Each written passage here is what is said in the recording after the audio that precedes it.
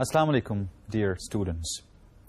In our last class, we talked about active constructions, and I gave you just a brief idea about passive constructions also. Let's start from the same point. Especially about passive constructions, what we talked about, how to change active constructions into passive. Well, what you do very simply, you change your subject into object. Subject of your active sentence, you change into object. Then you change object of the active sentence into subject. For example, Aroma bakes cakes. Aroma is a subject, it becomes object. Cakes is object, and cakes becomes, the subject of your sentence. And after this, you use past participle. Please keep in mind, in passive constructions, we always use past form of the verb, past participle form of the verb. Now, these three things you do, for example, Aroma bakes cakes. Cakes are baked. When I say cakes are baked, cakes was object, it became subject. Cakes. Cakes are plural, is MR. R will come, cakes are, past, participle, baked. Cakes are baked. Full stop. If you want to, talk about the agent still, then you can add by by, and then you can talk about the agent. Now, the whole sentence will go as cakes are baked by Aroma. Now, this will be your passive constructions. Once again, subject into object, object into subject, third form of the verb. If you want to show agent, use by and name that agent. Ali is painting his room. Room is being painted. If you want to show agent, apply by Ali. Now, let me give you very simply, what verb changes will be in your passive structures. The formula I have already given. Whatever is the subject, whatever is the object, of course, they'll, cross will be there. They'll change their places. Third form will be there. But there will be some, auxiliary verbs added to. Let's see what those helping verbs will be, in the passive situations. Starting from, completed actions. The first was bakes. Present indefinite verb, bakes. You're going to use is, am, are as auxiliary verb. And of course, verb will be in its third form. Like bakes will be changed into is baked, am baked, or are baked.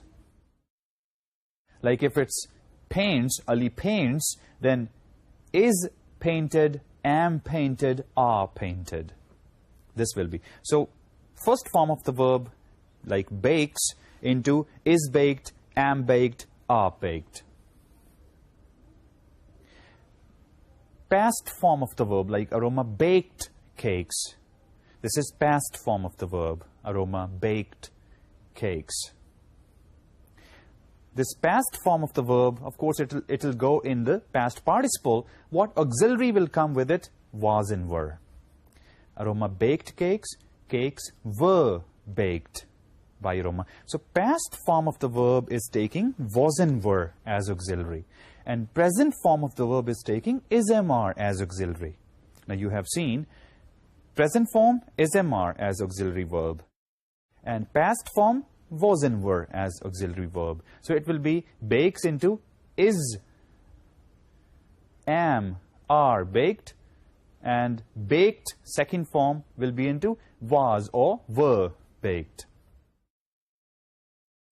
Third was will. Aroma will bake. Very simply add be with it, will be baked. So, will and shall into will be, shall be.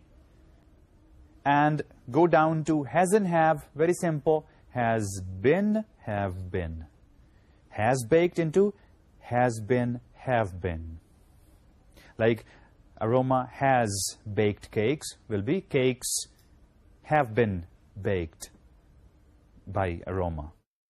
Go down to had, simply again add been with it. Had been. Go down to will have been.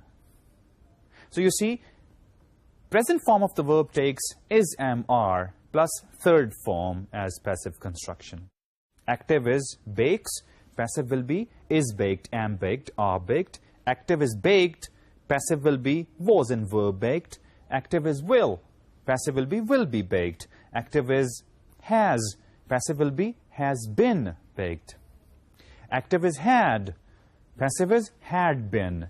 Active is will have, passive will be will have been. The remaining things will be the same. Subject into object, object into subject.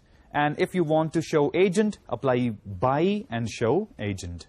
Let's go down to Weiler's activity where action is incomplete or in the process of completion. Over there, we have Weiler is baking. If there is am, are in your sentence, very simple, add being, B-E-I-N-G, you know, which is the present participle of the verb to be. Like, Weiler is baking cakes. The sentence passive will be cakes are being baked. Cakes are being baked. Means process is not complete. Still in the process. And did you see that when I say is being baked, and I didn't mention, Weiler, cakes are being baked. I didn't mention Weiler because that is what actually we call passive sentences. The agent we hide, we hold. And stress automatically goes on to action. Like cakes are being baked. Well, by the way, who's baking them? Then you can say Weiler. Otherwise, there's no need to show agent in passive constructions. So, usually our passive sentences end at, the verb thing and no by and no agent. Well, if people ask, you can put, or if need be, you can put. Okay, let's come back, please. So, is, am, are into is being, am being, are being. And if the sentence has was and were, for example, Weiler was baking cakes. So, same way, cakes were being baked by, Weiler. If you go down to will be, same thing, will be being. Now, this is something really interesting.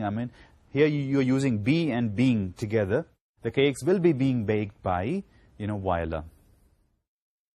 So, this is how we are making, passive constructions from active. One more and the last point about passive structures, that if there are, let's say, two objects, passive becomes a little tricky. As we are changing object into subject, then there'll be a confusion actually, which object to be changed into subject. Why? Because there are two objects. If you remember, in basic clause patterns, we studied one pattern which has direct and indirect objects. Like, I gifted my son a book. I gifted my son a book. Now, in this, son and book, both are objects. One is direct, another one is indirect. Of course, I gifted what?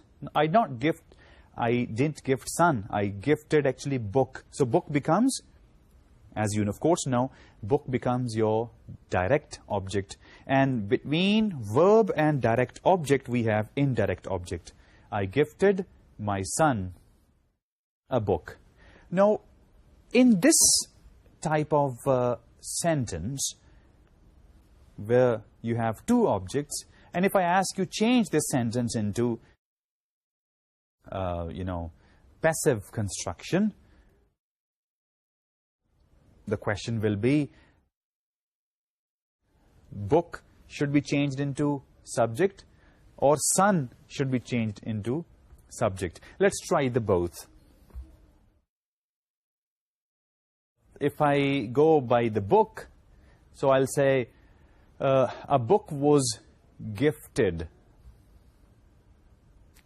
by me to my son, or a book was gifted, you know, to my son by me. I mean, it looks a little awkward, don't you think? Take the other one. My son was gifted a book by me. Now, this looks, yes, correct. I mean, automatically you feel, yeah, this one is correct. My son was gifted a book. Not a book was gifted.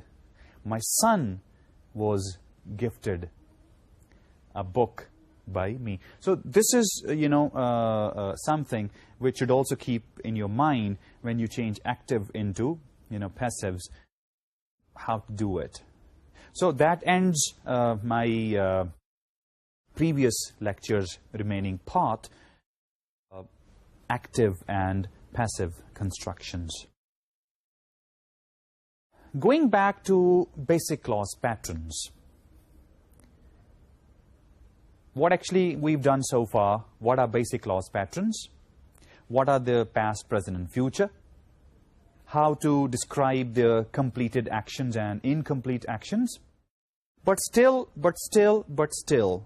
we are talking about subject and predicate. I mean, if you see it carefully, still we are talking about the same basic clause patterns.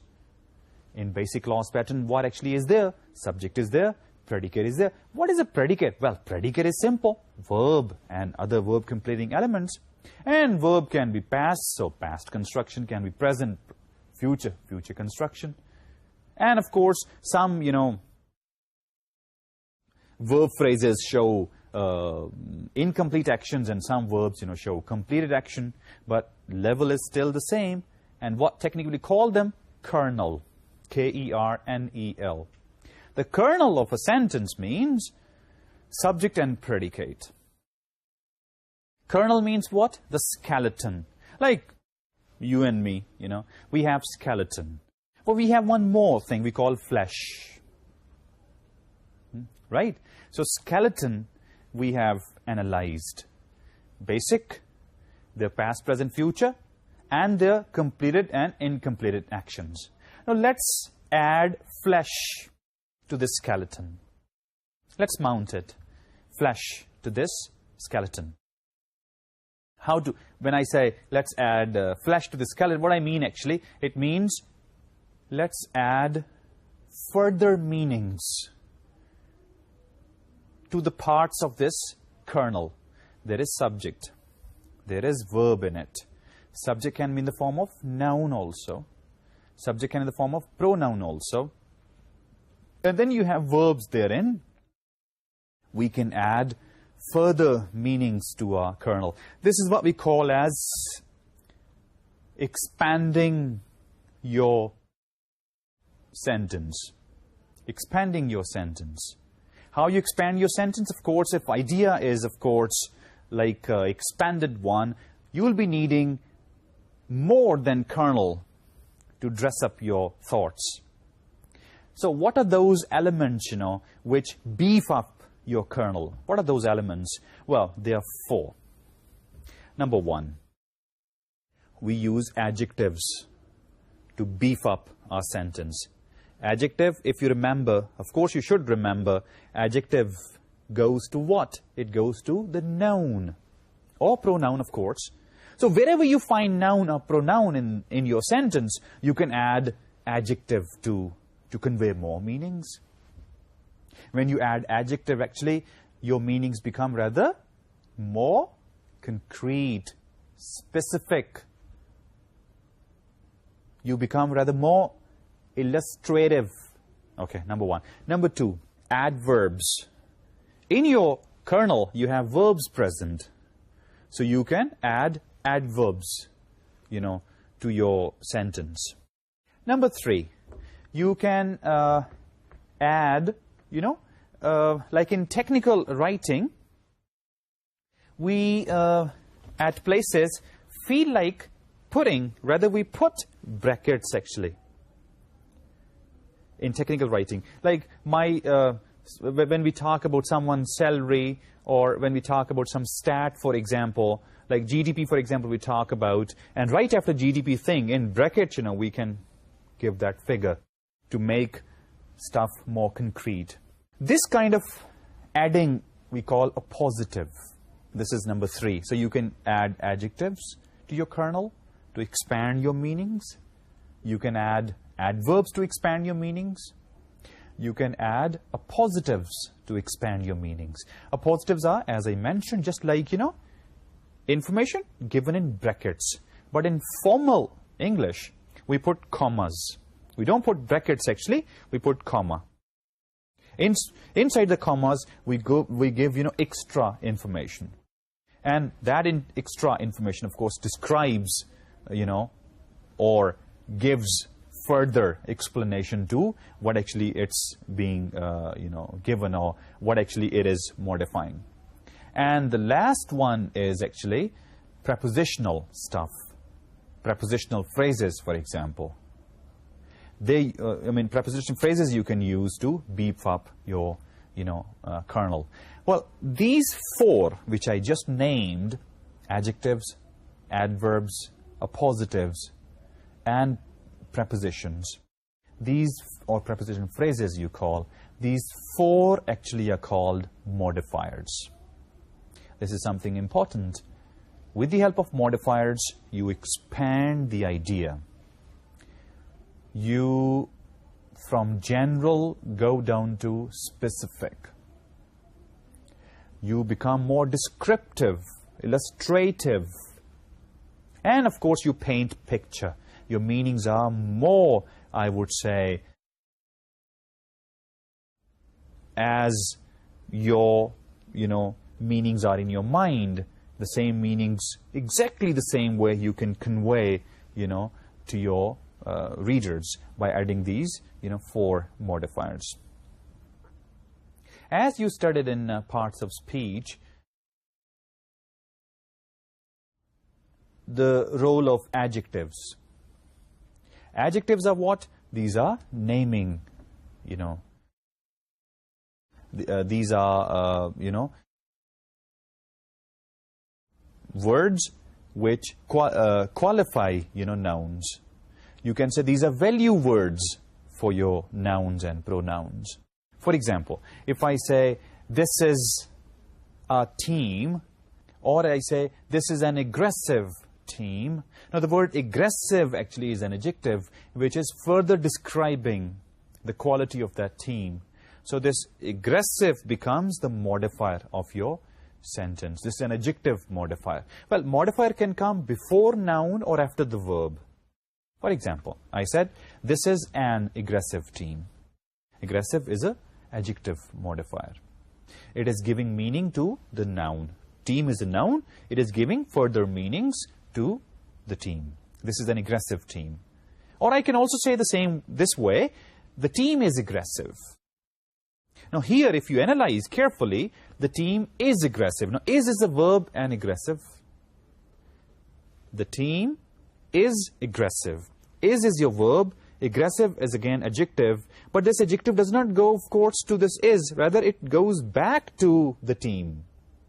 So it doesn't matter whether your adjective and your noun are, next to each other, or they are, apart from. Of course, they are going to,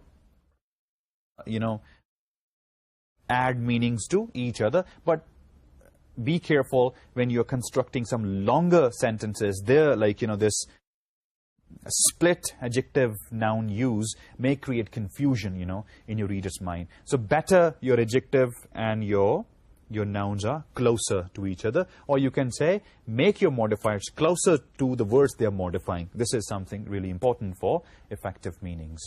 So this is adjective modifier number 1, which gives extra meanings to your nouns and pronouns. Modifier number 1. Modifier number 2, adverbs. What adverbs do actually? They add meanings to your verbs. Now, wherever you find verb in your sentence, wherever you find verb in your sentence, you can make that verb more specific and concrete by adding, adverb. And of course, adverbs are really tricky. I mean, why? Because there are different types. There are how adverbs. How means adverbs which describe manner. I mean, he walks slowly or he walks fast. So the slowly or fast both describe manner, the style of walk. They can be when, manner, when adverb. Now, what is when adverb? Means, adverbs describe time. So you can add time factor also, to your sentence to convey more meanings. I mean, now and then. Time actually do it now. So now goes for the word do. Do is your verb and now describes actually do, not yesterday, not tomorrow, not after some time, now. So now rather makes this doing more specific, rather limited, And then you have where adverbs. Where means, position, space. I mean, here or there. I mean, when you say sit here or sit there, come here, go there. No, the sit, come, go are your verbs, and here, there, and everywhere. Now, these three are what? These are adverbs which show what? They show, where factor, the place factor. Then, you have some frequency adverbs actually. They also describe how often. I mean, like when you say never, I never smoke. Now, this never is not for I actually. This never is for smoke. Never smoke. Or occasionally smoke. Or sometimes smoke. Often smoke. Seldom smoke. Rarely smoke. Usually smoke. Now, what? These are frequency. So what these adverbs do, they expand your idea. This is how you beef up. This is how you modify. And from general to specific. And to use the same language, this is how you're adding flesh to your kernel. Kernel is a simple structure, subject and, verb and verb completing elements. And these modifiers, they are further describing what is subject, what is verb completing elements. They are making them rather more specific, more concrete. Use them carefully. And purpose should be only one actually, to convey meanings more effectively and more meaningfully. Don't use these modifiers to show off. At times, people use these modifiers, especially adjectives, to, and the result is, their expression becomes so pompous. And, of course, that pomposity becomes actually a wall between you and me. And this is how communication actually is impeded, meanings are impeded. So avoid. Intention should be, convey your message to your reader exact. The element of exactness, the element of concreteness, the element of completeness. That should be the motive behind using, these modifiers. Let's now go down to our third one, which is what? Appositives. Appositives are what? Well, as I told you before, they are just like, information put into brackets. Information put into brackets means, I can illustrate this with the help of one very simple example. When I say, Muhammad Ali Jinnah was born in Karachi. Now, I can add here one bracket. I mean, I'm just giving you an idea of bracket. Of course, we'll be putting, 2 commas. Muhammad Ali Jinnah. Now, I can further describe who was Muhammad Ali Jinnah. So, I can say Muhammad Ali Jinnah, comma. Now, here now I'm going to put what? Bracket information. information inside the commas. Muhammad Ali Jinnah, the founding father of Pakistan, was born in Karachi. Muhammad Ali Jinnah, the founding father of Pakistan. Now, the founding father of Pakistan. This is modifier. What is this modifier? This is a positive modifier. A positive modifier, modifying what? Modifying the subject of the sentence. Muhammad Ali Jinnah. Well, you can use positives anywhere in the sentence, wherever, like, you know, they suitably go. Doesn't matter. But again, purpose should be effective and meaningful, you know, sentences. So, Muhammad Ali Jinnah, a founding father of Pakistan, was born in Karachi. A founding father of Pakistan is the what? Is actually a positive of your sentence. We put in commas. Now, look here. You are using adjectives. You are using adverbs. Using appositives. What they're doing, they're adding meanings, further meanings to the kernel. If you remove them from your sentence, what will be left? Again, the same skeleton, the same kernel. So, keep in mind, adding modifiers to your sentence or deleting modifiers from your sentence. This does not violate the sentence-making rules or the patterns or the constructions what you know, we have studied.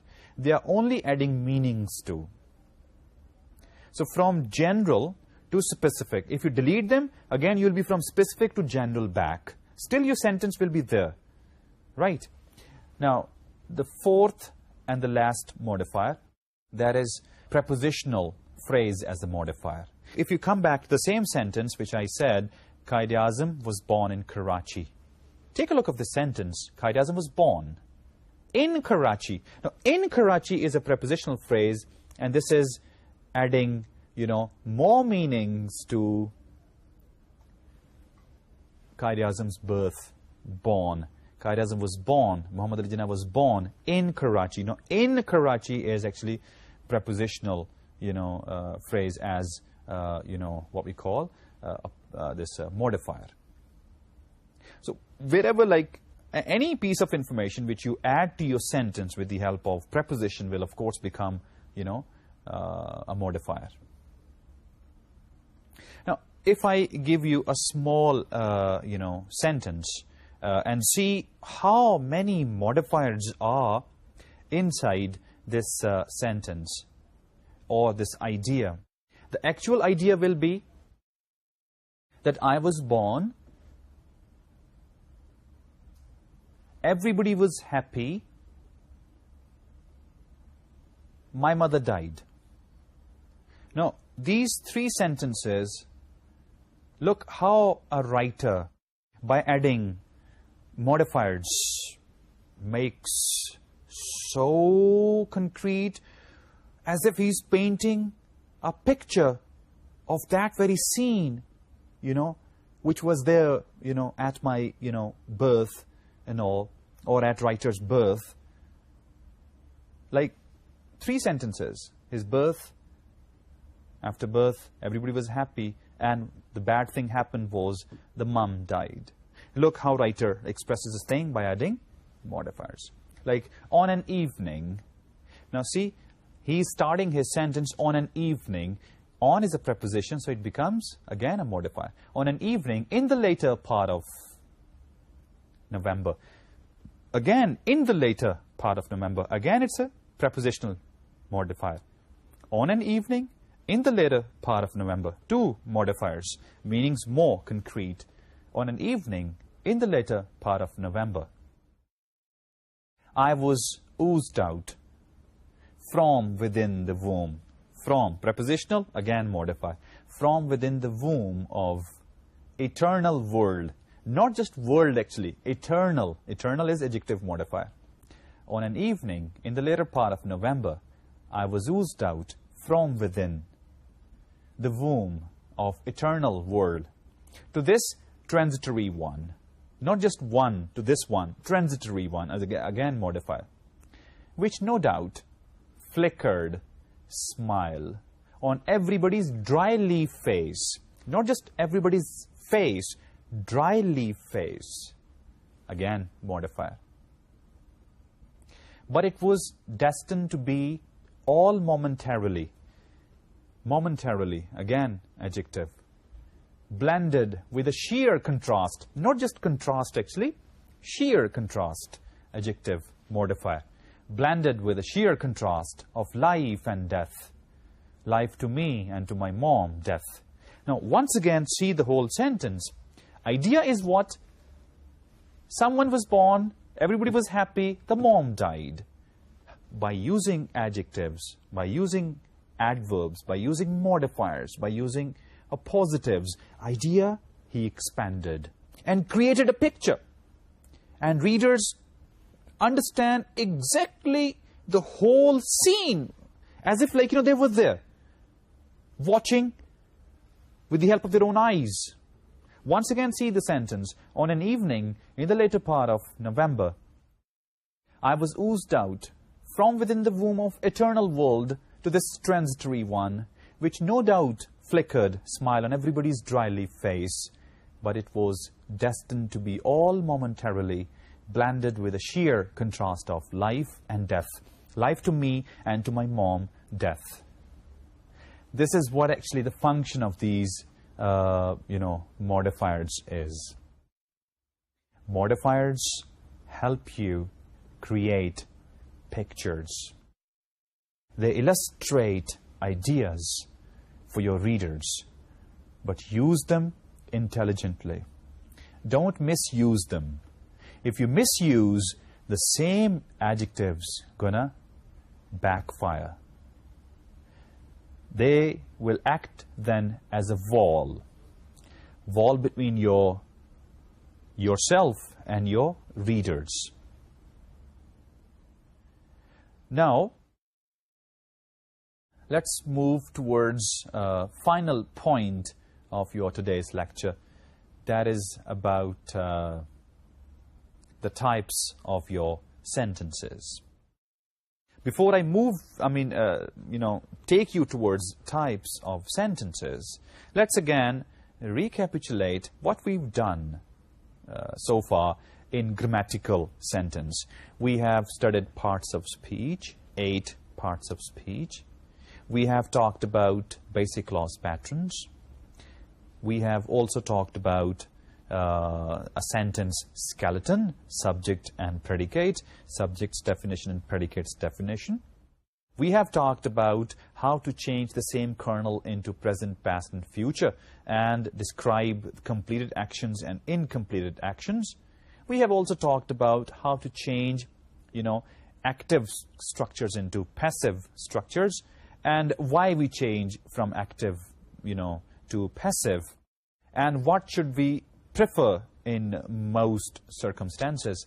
And then we talked about how to add flesh to your, skeleton of your, kernels by using, modifiers. And the caution thing was that use modifiers intelligently. Don't misuse them. Use them for meanings. Use them for effectiveness. Use them for concreteness. Use them for completeness. Don't misuse them. Don't play with your readers. Use them the way they can well understand your meanings. Now, the final point which I said, types of sentences.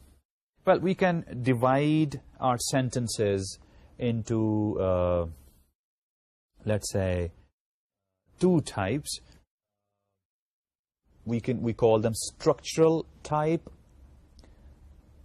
From structure point of view, you can divide your, sentences, or the purpose, type. I mean to say, sentences, they have their structural types. When I say simple sentence, or if I say compound sentence, so this is the structural type. And of course, sentences perform some, they, of course, serve, some purpose also.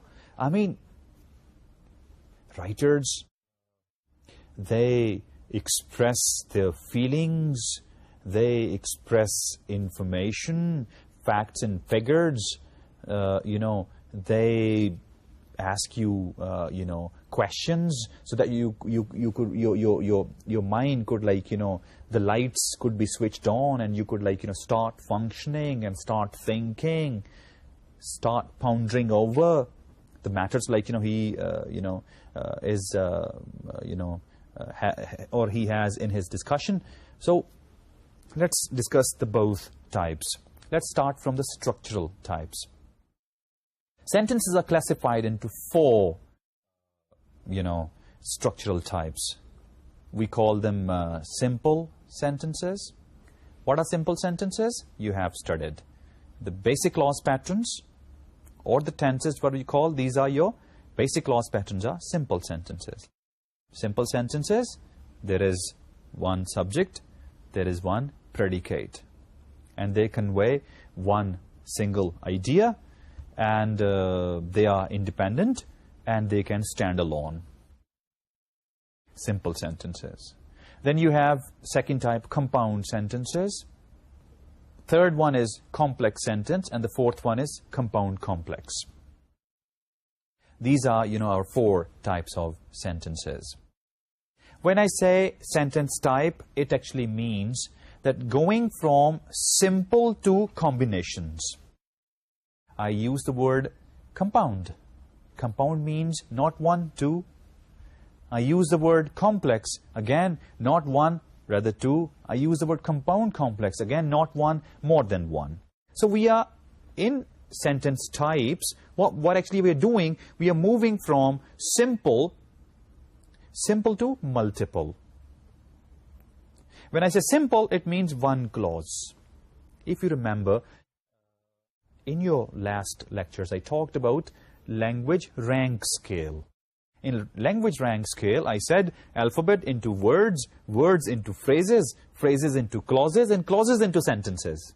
If you remember, see, clauses into sentences, phrases into clause. Clause is what? One subject and one verb. Simple sentence. And then I said sentence. A sentence can consist of one clause or more than one clause. Means a sentence can be composed of one clause, mean S plus predicate, subject plus predicate, or more than one clause, maybe 2 clauses or 3 or 4 or 5 or 6. So sentence has one clause in itself, or it has more than one clauses. If it has one clause, we call it simple sentence. If it has more than one clauses, we call it multiple sentence. So this is how we call, sentence types. And then I used a few more, points that independent, and I use standalone.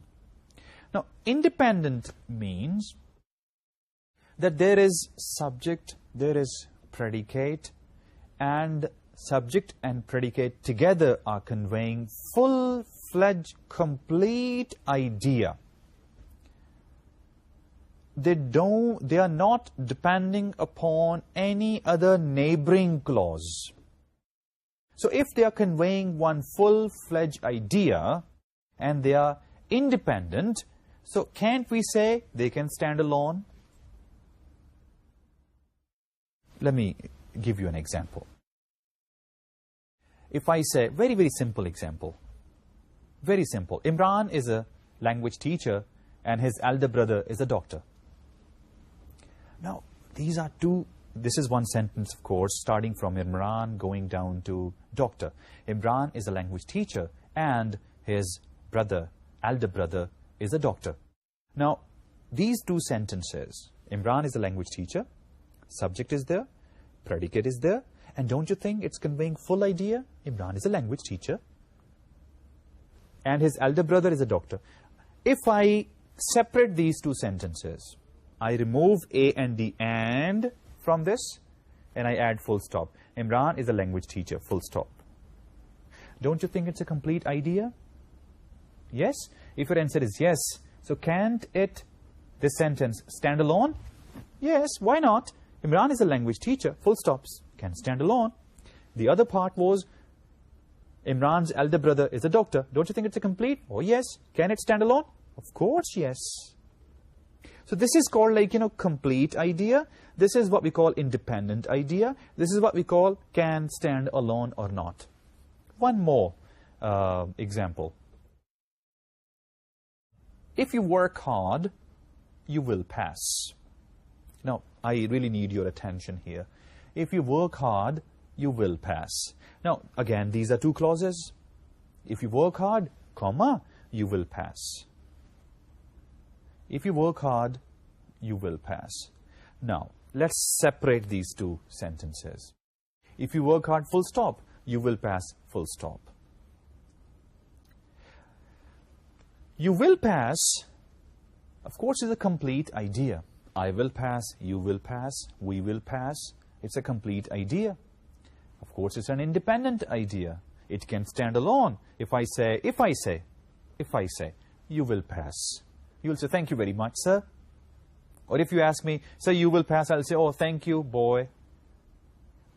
Go back to the first sentence. If you work hard. When I say, if you work hard, you know what happens? I say, if you work hard. No, you're waiting. You're waiting. The teacher now will complete the idea.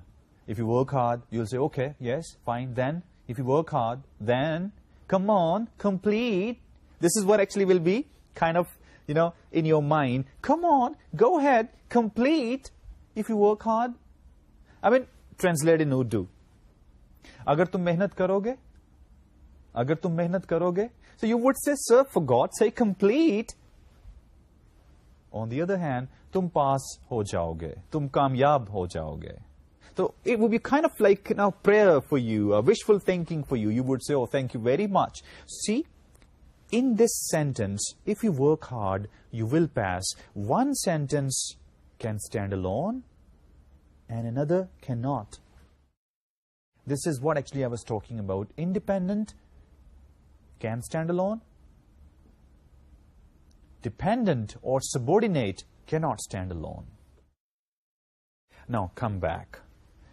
As I said, there are 4 types of sentences. Simple sentence, I told you, simple sentence is the one which gives you an independent idea and it can stand alone.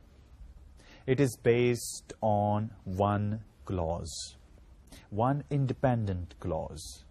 Like, I love you, or you love me, we love this country, I'm your teacher, you are my student. These are what? These are simple sentences. They are giving complete ideas, they are independent, they can stand alone. Now, what is a compound sentence? Compound sentence means when we put 2 clauses together. Which 2 clauses? Now, ask me this question. Excuse me, sir, which 2 clauses? Both independent or one independent and one dependent? I would say compound sentence means when you put 2 independent clauses together. If you know the sentence which I gave you, that Imran is a teacher and his brother is a doctor, 2 clauses. And they are joined with the help of the word and. Imran is a doctor, and this and is a link between these 2 clauses. Sort of a glue which, sticks these 2 together. So compound sentence, my dear students, is the one which is... now, by the way, this is minimum thing. There can be more than 2. There can be more than 3. There can be more than 4. Doesn't matter. All will be independent, connected with each other with the help of some linking words like and. So, compound sentences are composed of 2 or more than 2 clauses linked with the help of comma and a linking word or a semicolon. The example which I have already given you, the one which very simple, that Imran is a language teacher and his brother is a doctor. So here, if I, tell you the construction, Imran is a language teacher, we put comma. Then we put a linking word and then the second clause. Now, there are different linking words actually, which we use to construct, compound sentences. This is something important to, understand. The first we call as coordinating conjunctions. You have studied in your parts of speech conjunction as an important part of speech. Now, there are three, I would give you linking words, which we use to connect compound sentences. Number one, coordinating conjunctions. And very interesting, we have a word which is actually a mnemonic, fanboys. Now, fanboys, by each alphabet, we mean something. Like, for example, fan, for. Now, for is a linking word. It's a coordinating conjunction. A for and, for, and for nor, B for but, O for or, Y for yet, S for so. So these are, these fanboys we call coordinating conjunctions. You can use these to link your, two independent clauses to make compound sentences. Like the one I already, have given you example, connecting two clauses with the help of and. To give you another, example, like one arrow is easily broken, but you can't break a bundle of 10. Now, see in this sentence, one arrow is easily broken, is independent clause, then I put comma, and I put but. You can't break a bundle of 10. Now, this is your compound sentence. Now, second type of linking, words which we use, we call them correlative conjunctions. Now, correlative conjunctions actually we use in pairs. If you remember, we use both and. Is both this and this, Now, this kind of, pair of words, using as a link to combine, two clauses. I can give you some more examples, like the one, but, and an. I mean, in one, there are two ideas, of course, two relevant ideas, or you can say two parts of the same idea. So one part you'll convey with but, or link with but, and the second part with and. Like, not, but. He is not a doctor, but a language teacher. Not only, but also. Neither, nor, either, or. These linking words we use in pairs to connect two independent clauses in a compound sentence. And the third one is conjunctive adverb, which we also, sometimes we call them transition words also. They take you vertically from one idea to your last idea, like words like however, nevertheless, therefore, consequently, then, otherwise. Now, these words, we also use to connect, ideas in a compound sentence. So, dear students, you really need to do practice, here at this point. First, know the use of three different types of linking words for compound sentences, because it's, look, in simple we don't have any link. Simply you need to know the patterns. But in compound sentences, and we haven't studied complex, but just to give you an idea, in complex we have just a few. I can count, on my tips that these are like, linking words for complex sentences. The real difficulty is with the compound sentences. Why? There's a huge range of, linking words. Confusing also. Like fanboys, then, correlative conjunctions, then conjunctive adverbs. There are many. So you really need to learn them one by one. See how they are used actually. Check my notes, handouts, browse some books also and see. You can of course browse websites as well and see how each one of these is used and what function it performs. Like you should know what's the function of however in a sentence. How however links two sentences. And when we use however to make a compound sentence, how however affects the previous sentence.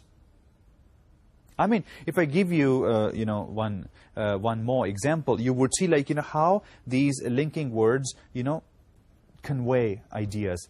Private vehicles play a key role in our lives. They provide independent transport, freedom, and many jobs. Third sentence is, they cause pollution, traffic jam, and blah, blah, blah. Now, these three sentences I've given you, if you see it very carefully, in the first sentence I used the word, what word I used?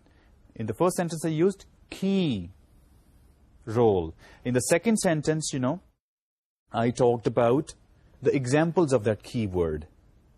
So I can put here as, private vehicles play a key role in our lives as they provide independent transport and, In the next sentence, what I did actually, I started talking, in the previous sentence, benefits I'm talking about. In my next sentence, I started talking about the drawbacks of private vehicles. What? Traffic jam, noise pollution, air pollution. Don't you think it's a contrast to what discussed before? If it's a contrast, then we use the word however. So however is a link which we use to construct a compound sentence, and it shows contrast. That's why I'm saying you really need to, know these in details. Please go back to the handouts and, learn them. Let's move now towards our third as second last sentence type, and we call it complex sentence. Please keep in mind, complex sentence is the one in which there is one independent idea and one dependent idea. Simple example I'll give you, clear the concept, and then, of course, study it more through the handouts. Like if I say, if you work hard, you will pass. Now, you will pass is independent idea. I've already explained here before. If you work hard is a dependent idea. Excuse me, if I say, you will pass, you can ask me this question, excuse me, how? I say, if you work hard. So, if you work hard becomes the condition, and then you will pass, pass becomes your result. So, complex sentences are linked this way, that one is independent, second is dependent. Dependent we also call as subordinate. They say that if ideas are equal, now this point is very important to know, if ideas are equal, construct compound sentences. If ideas are not equal, construct complex sentences. Unequal, when we say, it means one is dependent, one is independent. The last of the sentence types, which is what? Compound complex. Now, compound complex means that two independent clauses and at least one dependent clause. Compound complex, why we call it? Because it contains the features of complex also and compound also. And compound's definition is what? Two independent. Complex is what? One independent and one dependent. So two independent, add one dependent, it becomes compound complex. One beautiful example of compound complex sentences. Tell me what you eat, I'll tell you what you are. Now, if you see, tell me what you eat. Now, tell me is complete idea. What you eat is dependent. So, tell me what you eat. And the second part is, I'll tell you what you are. I'll tell you complete, what you are, you know, dependent. So, in this sentence, there were two independent and two dependent ideas. So, it's more than, you know, compound, and it's more than complex. That's what we call it. You know, it's a compound complex sentence. Stat speaking, and just winding it up the whole discussion, stat speaking is simple sentence. If I assign 1 as simple, 1 goes to simple, then compound 2, you know, simple sentence means, you know, 1 plus 1, okay? And complex sentence is what? 1.5. Why I call it 1.5? Because 1 goes for independent and 0.5 goes for dependent. And if I say compound complex, the definition of compound complex is what? At least 2 independent and 1, at least 1 dependent. So 2.5. Simple sentence, 1. Compound sentence, 2, because there are 2 independent clauses. And complex sentence, 1.5. 1 independent, 0.5 goes for dependent clause. And compound complex, 2 independent, and 1, at least 1 dependent, so 2.5. That is the stat of it. This is the end of our structural sentence types. And I'll just spend 5-6 minutes more in my next lecture, along with new topic, discussing with you the types of sentences with respect to their purpose. I hope you like this session also, but I hope that you will go down to your, you know, your handouts, your books, and will, you know, spend quite a lot time, you know, in understanding the sentence types, because they're very, very important, extremely important, and they'll make your way towards very, very effective and meaningful paragraph making, and finally, you know, going towards text and discourse. I hope you will do it, definitely. With this, I'll simply say bye-bye and take care of yourself. Assalamu alaikum.